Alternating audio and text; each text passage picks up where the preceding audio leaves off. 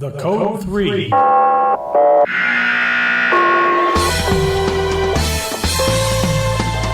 live podcast sponsored by the Marin Fire History Group.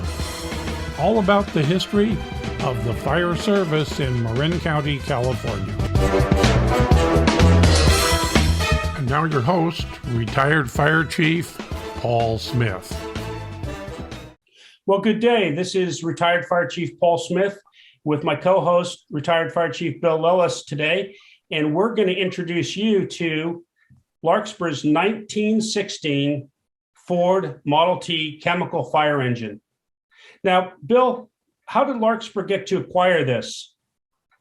Well, up until about 1915, the fire equipment in Larkspur was a hose cuts, chemical hose cuts. They were 260-gallon. The last edition was 260-gallon chemical cylinders that instantaneously provided water and pressure to extinguish a fire. And then at the turn of the century, going into the 20th century, modernized motorized apparatus came about. Mm-hmm. The Rose Bowl dance held on Saturday nights was doing quite well, and they had enough money in the bank to put a bid out for a motorized piece of apparatus. Okay. And the bid was won by a company in San Anselmo, and for $1,100, they bought a model 1916-15 Model T fire kit that was shipped to Oakland. They brought it over to Marin County in San Anselmo, and for $1,100, they assembled what would become Larkspur's first motorized piece of apparatus, the 1916, January 1st of 1916, a Model T chemical engine. There was no water or pump on the apparatus. It was strictly chemical solutions with pressure. So with that, the history of it is in 1922, the volunteers decided to buy what we would call a regular fire engine with water and a pump. It was called a baby Stutz. Okay. So with the baby Stutz coming, and they didn't have great storage. At this time, they were behind the firehouse, the city hall, which is now the library. And so they decided to sell the 16 Model T to Kenfield in 1922, along with a hose cut from the station up Madrone Canyon. So, right. So we had it from 16 to 22. I went to Kenfield, and again, Kenfield, like everyone else, would buy a large piece of motorized apparatus. And then in the early 60s, we got a phone call that the Model T was being used to cut wood in a facility at the foot of Wolf Grade on Sir Francis Drake. So we sent, at that time, Captain Craig Schertz to look it up, and the entire T was still there, just that they were using the motor to make us the work the saw to cut the wood. So they offered it to us. We collected as much as they could find, and Captain Schertz was very, very mechanically inclined, and he took on the project of putting it back together as best he could. And then once that was done, we had basically our original Model T, less the chemical engine, chemical tank. Wow. That's interesting, because I know when Kenfield bought it from Larkspur, when they just started their fire district in Kenfield in 1922, they bought that from the Larkspur volunteers. I think it was like $500 at the time. And they ran it for a number of years. And in the back of me is the 1926 American LaFrance that Kenfield bought in 1926. I assume it replaced that Model T, because I've looked for further documentation on where that T went or who bought it, and I was unable to find it. And you found, our research for our program today, we found that yes, it was being used as a piece of mechanized equipment down on Wolf Grade. That's a farm or a wood cutting place, something like that. So it came full circle, went right back to Larkspur, didn't it? It did, and we talk about the new alloy equipment that Henry Ford put in his Model Ts for lightness and for absorbing a lot of heat from the combustion. Sure. That material basically doesn't rust. It gets an incrustation on it, but once you scrape it off, it's like a brand new piece of alloy. And I think that's about the only reason the Model T and the motors and transmissions and stuff survived from when Kenfield was done with it. Sure. So the woodworker was done with it. Sure. So, to the best of your knowledge, Bill, that engine that's in that Model T is the same one that came from the factory. To the best of your knowledge. Right. Wow. A 4-cylinder, Yep. 20 horsepower engine. Right.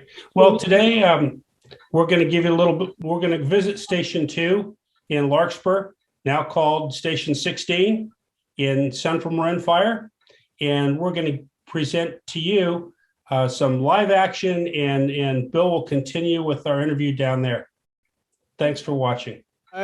Good day, and welcome to the Marin County Fire Chiefs Historical website. Today I'm very excited to bring to you this 1916 Model T fire truck for a number of reasons. It's been in my life in the fire service since I entered the fire service in 1958. It's gone through some changes, but it's still a 1916 Model T. And this piece of equipment is probably the oldest in the county, and it's operational. It runs right now. It was originally a chemical engine, carried no water. There's some major changes to it since we bought it. And but most important about this, we're going to take a minute or two to explain the significance of this Model T. The Model T is compared to, in its time, the computer and the cell phone. It had that big an impact on the American life. When Henry Ford started producing cars in 1903, he had a model that he wanted to be able to sell to the average public. Only the rich could afford a car in 1900. He thought the market could withstand a reasonably priced, lightweight car for the masses. And he was absolutely right. In its life, the Model T, they manufactured and sold 15 million of these. So it is very, very significant in how it goes. But let's talk a little bit about Henry Ford and his contribution to the American Industrial Revolution. He started making his first cars in his own shop, but he could not sell them or manufacture them because at that time there was a self-imposed commission that you had to get their permission to sell. And he thought that was unfair, and they should have no say in what he wanted to produce. So he sued them, and he won his lawsuit. So in 1903, he started producing automobiles. The first automobile he produced was called the Model A. Not the Model A that we're all familiar with, but he was going to go alphabetically and make cars. So he went all the way up to the T's. And the Model T was a very significant one because Henry Ford was smart enough to surround himself with the smartest engineers of the time. And he was a very precision type of person. And he only hired those kinds of people that thought like him. So in 1903, he starts, and in 1908, he gets an assembly of his best people, puts them on the second floor of a building, basically locks them in for a year, and told them to come up with a new design. And after the end of a year, they produced the Model T. And as I said, they sold 15 million of them. The first Model Ts came in at about $800. When Larkspur bought this Model T, it was about $450. And then we paid to make it into a chemical. So when Larkspur got this in 1915, it came as a kit into Oakland by train from Michigan, was picked up, taken to San Anselmo, where they assembled and made it into a chemical engine, which we'll talk about later. So this is quite a piece of equipment. But for you automobile historians, let's talk a little bit about the T itself, the mechanics of the T. It came with a 177 cube inch engine, a 20 horsepower that could go 45 miles an hour in 1908. It has a 4 cylinders. It has a 6-volt battery. And when it came from Detroit, it had a manometer, not a manometer, a magneto, as an alternate energy, electrical energy source, which since has been disconnected.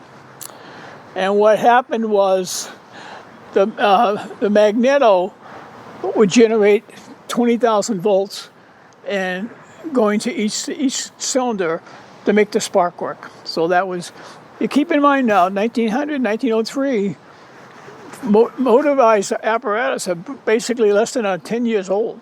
So everything was new. Everybody was trying new things.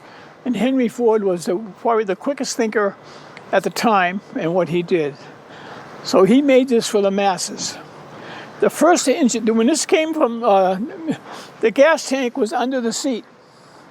And to measure how much gas you had to take the seat out, get a ruler, and measure how much gas was in the truck. It was a gravity feed from here to the carburetor, a very slow slope. And there are stories, if the Model T pulled too steep a hill and the gas was not full, it wouldn't start, it wouldn't go. And they used to turn around and drive it backwards up the hill with the tank the opposite direction, pretty quick. But he made the Model T for the average farmer and worker who never in their mind would ever thought of owning a car. And at the prices, so when he started making these, he hired people but they were handmade. It would take about, let's say, 6 to 8 workers in one room where everything's been assembled loosely, and they were going to put it together and make a T. That workforce took 12 and a half hours to build one engine. And he knew that wasn't going to work. So he went around looking at other business models, came across the butchery plants for cattle, and they had an assembly line. Each guy did a different thing with the animal to cut it up and prepare it for market. And he came back and developed what we now know as the assembly line. So from 12 and a half hours, it went to 92 minutes. And in 1927, it went to 12 minutes. Every 12 minutes, they produced a car. And they ended up, as I said, with 15 million of these cars. It's very unique. It only has 2 gears, low and high. It has a reverse pedal. You push the pedal and you go reverse. There's a brake, but the brake is really a band that goes around the transmission that kind of slows the vehicle down. It does not stop it. They always told you if the brake and the gear shift are not working, look for something soft to run into. That was the word. But Henry Ford, when you bought a T, you got a full set of tools. The whole idea was that you could maintain your own region. One of the unique things about the motor, in those days, a motor probably came in 4 parts. This is one of the first ones that came in one piece. And you could remove the head and get down to your valves and pistons. And he invented a copper asbestos gasket that allow it to be airtight for leaks. And that was brand new thinking for automobiles at the time. So this motor, very light, a different kind of steel, alloyed, that can handle heat and is lightweight and very flexible. Now in those days, the roads were very, very rough, rugged, and you see films. And what you could do is by using low and high gear, you could basically rock yourself out of a rut by moving the gears from low to high and reverse with your feet. Everything is done with your feet. And he went with what is called a planetary transmission, which was almost on its way out of the industry because they were going to the high-speed gears, sliding up and down a shaft, a movable shaft.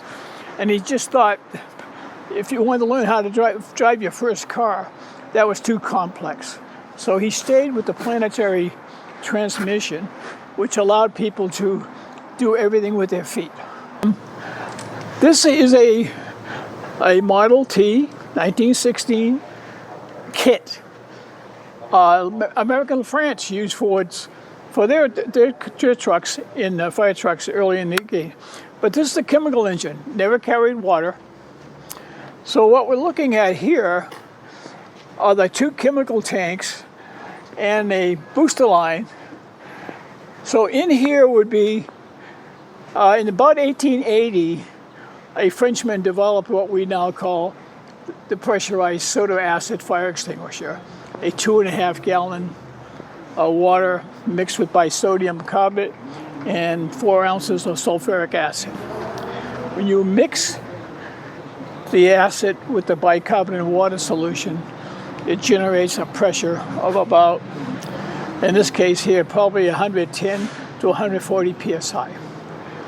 There was a very safe thing here. As you can see from up here on the top, inside this tank sits, let's say, a 10-ounce bottle of sulfuric acid with a lead stopper sitting in the upright position. And when they turn this would take the sulfuric acid, turn it upside down, it's in a cage, the lead top drops out, the acid goes into the bicarbonate and soda solution, generating about 140 pounds of pressure. It's very important that the operator only fill the water to the safe line. It needs airspace for that gas to develop. If you overfilled it and dumped the sulfuric acid, you could develop 1,000 pounds of pressure, and that would probably rupture the tanks.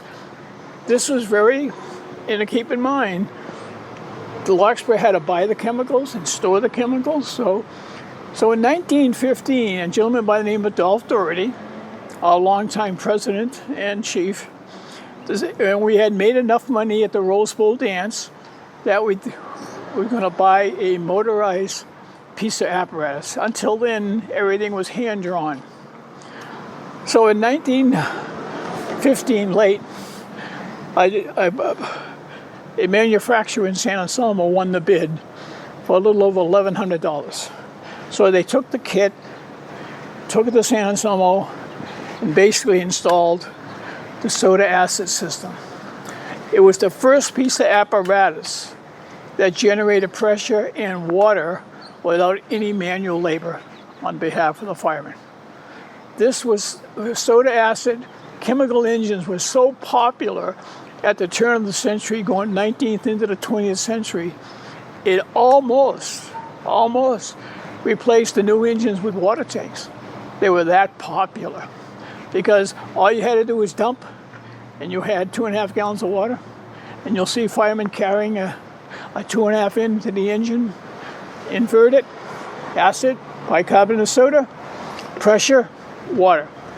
This tank could throw a stream about 100 feet, 150 feet. So when one tank is going out the line, as that gets low, he changes over. And while that's being used, he would take a line from the hydrant, fill the water up, And on the running boards, there would be containers, look like little miniature fire extinguishers with the right amount of acid and the right amount of bicarbonate soda. You would just dump it in, make sure the water level is safe level, dump in the bisoda, turn it around, put the lead bottle in, and away we go. Everything was done up here from the top. So this is what a chemical engine did. And we owned this from 1916 to 1922, at which time we sold it to Kentfield Fire Department, who was just getting started as a fire protection agency. So that's the story of the 1916 Larkspur Volunteer Fire Department's first motorized piece of apparatus. What we'll probably do now is go over and show you the configuration of how all the pedals work. Okay, now we're inside. This is where the driver sat. The original Model Ts did not have a door on this side. To get into the car, you had to go around and come in across, keeping in mind that the gas tank was under this seat. And you had to take it apart and measure with basically a ruler that tell you how much gas you had. And it was gravity fed from here to the carburetor. And so anyway, so this is called a plantationary transmission. It was old. It was kind of going out of style. The industry was going to the gear, the revolutionary on a shaft gears that we all now call manual transmissions. So there's 3 pedals. The pedal on the right is the brake. And that's kind of a misnomer in the real world. All it is a band around the transmission. And when you press that pedal, the band contracts around the transmission, slowing the drive shaft to the rear wheels. The word stop is not in the vocabulary yet. So the middle pedal is reverse. This has 2 gears forward, and you want to go backwards, you press the middle pedal, and you would go backwards. The clutch on this side is either full gear. You can notice when you move this, what looks like the emergency brake, you notice the clutch moves. So when I'm already all forward, right now, I'm locked, I'm in neutral. Now I'm in second gear. So when I put my foot on the clutch, I'm in low gear. And when I want to go faster, I pulled what looks like the emergency brake forward. You can see the clutch comes out. Now I'm at high speed. And how fast would this vehicle go? This would go 45 miles an hour. On level ground? On level ground. Which was tremendously in those fast. days, the average person, or average horse plowing a field travels at about 2 miles an hour. So now to go 45 miles an hour was revolutionary. So it has, on these up here on the steering column, we have what is called, on this side is the spark advance. When you start this thing, we'll talk about in a minute, this has to be all the way up. This is basically the gas throttle, and you crank it a little bit to get gas into the cylinders. So up here you got spark advance and gas. The key has 2 positions, 3. It's in the off position now. Well, to start, when you get to go to start it, by cranking it, you turn the key to battery. Once it's going, you turn the key to magneto, and then you're saving the battery. Keep in mind, in 1903, a 6-volt battery was great, but there weren't a lot of places to charge them. So they could go dead on you. And the only other gauge is the amp meter. And if you put it to magneto, it just climbed you because you're generating so many volts. And then over there is a throttle. So the other switches now, this has been converted. This is now the gas tank. They moved it from under the seat to here.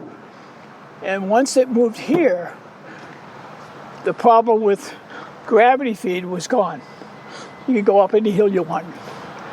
The only thing that came when they put it here they had to build a firewall separating the passengers from the potential hazard. So when you went to start this, when this thing sits just like it's sitting now, there's no starter yet. They haven't put in electric starters for another 10 years. So you have to crank it. Now, she's sitting here cold. We don't have a starter. We need to get gas into the cylinders. Over here would be a throttle line that went from here to the carburetor that's right at the end of that last latch. And then you would cock this.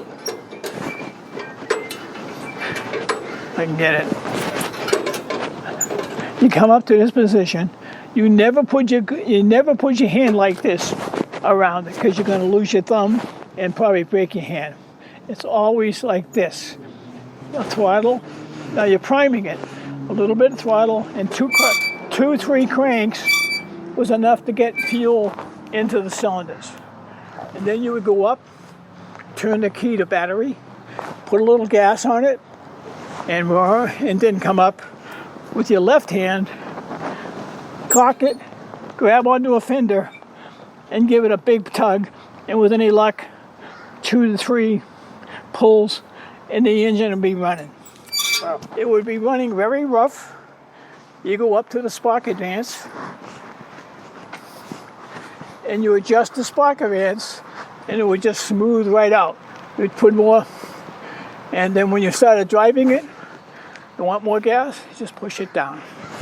So that in effect was your gas pedal, because it doesn't have a gas pedal, does it, Bill? No, it does not. That's that, no starter. And watch the clutch move when I go all the way forward. Yep. Thumbs up. Kind of like the Seagraves we did well back in Fairfax. So that was called the planetary transmission. Good. And the starter was coming down the road, gas tank from here to here, the creation of a firewall. With the magneto, the lights were all electric, and good lights, very good lights for the time. It came with a booster reel. Basically, the booster reel is not like that. The booster reel sat in a cage, a little cage 8 inches high, in a coil, and attached to that. So that's a little fancy. The nozzle is probably an accurate nozzle, but they just put the booster reel. So in its history with Larkspur, this went through 2 major changes. When we got it, it was probably 4 feet shorter than it is now. One of the first things they put onto it is what we call Rocky Mountain rear gear brakes. The brakes, that when they put the Rocky Mountain thing in, when you hit the brake pedal, then you basically stopped. But it was metal on metal, and they didn't last long. So you had to replace them a lot, and they came up with an alternative, a better braking system where you didn't have to replace them all the time. And then they wanted it longer, and then they wanted the Rocky Mountain was one operation, and then they extended it about 4 feet. So now, Bill, did this, when we go to the back, you can show me, but did this ever carry a supply line, or how did that work? Nothing. There would be in the basket. Now, when we see there's a picture of a black and white, Paul. I'm going to send you a bunch of photos. Okay. And when you drop in the black and white of this T, it's the back end. It's kind of reversed this way. But you can see all the valves, and you can see this. The center one's got the 2-inch hose that goes to the hydrant. Okay, so did it carried? They carried it on here. It carried hose? No, it didn't carry hose. It carried about probably 200 feet of 2-inch hose. Okay. To make it to the hydrant. Okay. Just to keep filling the one that's been empty. So it wasn't like today they've got 1,000 feet of hose? Oh, no. No water. Like the Seagraves in Fairfax, no water. This had no water except the water that's in these tanks that was driven by a chemical reaction. And that's a great little nozzle. That's probably a standard nozzle. Shoot at 100 feet. That would go 100 feet. Amazing. So and then to keep in mind, when this thing came in 1916, they didn't have a firehouse to speak of. They had a shack. So now you got to maintain this, because even when the people who were buying it didn't have garages. So these were left in the outside all the time. And the one nice thing about it, I mentioned that he came up with a new metal alloy from a racing car in France that worked really good in heat, like combustion heat, and it was light, and it doesn't rust.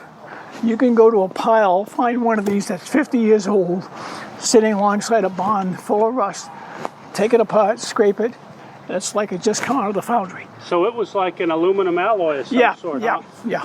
It didn't have the carbon steel. It was quite unique.